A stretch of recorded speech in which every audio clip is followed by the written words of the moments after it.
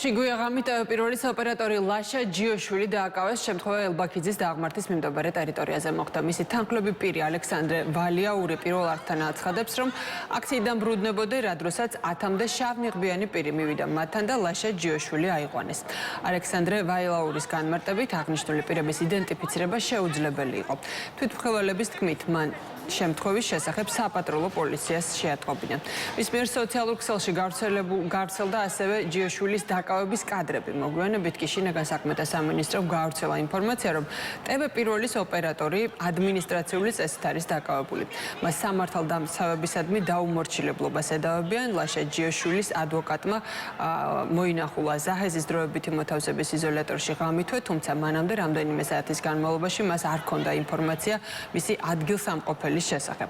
უფლებადამცველის განმარტებით დაკავების დროს ოპერატორზე რაიმე სახის საავადმყოფოს ადგილი არ ჰქონია. ზაჰეზის დროებითი მოთავსების იზოლატორთან იმყოფებოდნენ აქციის მონაწილეებიც. შეკრებილების თქმით აპროტესტებდნენ ლაშა ჯიოშვილის დაკავებას. ეს კი შეგვიმჩნევია თუ ვინმე შეიძლება მოგვდევდა კიდეც, იმიტომ რომ არავინ არ მოგვდევდა, მოვდიოდით წყნარად, მხოლოდ აქციის მონაწილეები ჩანდნენ სხვადასხვა პერიმეტრებზე და უცბად საიდანღაც ეს რამდენიმე ადამიანი, 10-ზე მეტი ადამიანი ერთდროულად დაგვესხა თავს და მათი მცდელობა პირველ ეტაპზე იყო ის, რომ სადღაც სიბნელეში გაეთრიათ და ალბათ ფიზიკური ანგარიშწორება მომხდარიყო და შემდგომში უკვე ვნახეთ, რომ ჩატენეს მანქანაში და მანქანის ნომრებიც ცნობილი. ვინც არიან დაკავებაზე პასუხისმგებლები, ისინი ატარებენ მუნდირს. შესაბამისად ლაივში გასულმა კადრებმა აჩვენა, რომ იქ მყოფ არც ერთ პირს არ ეცვა შესაბამისი სამოსით ფორმა სამსახურეობრივი, იყვნენ პირბადებით სახეები ჰქონდათ დაფარული და ყოველგვარი ახსნა განმარტებების გარეშე ადამიანს აკავებდნენ.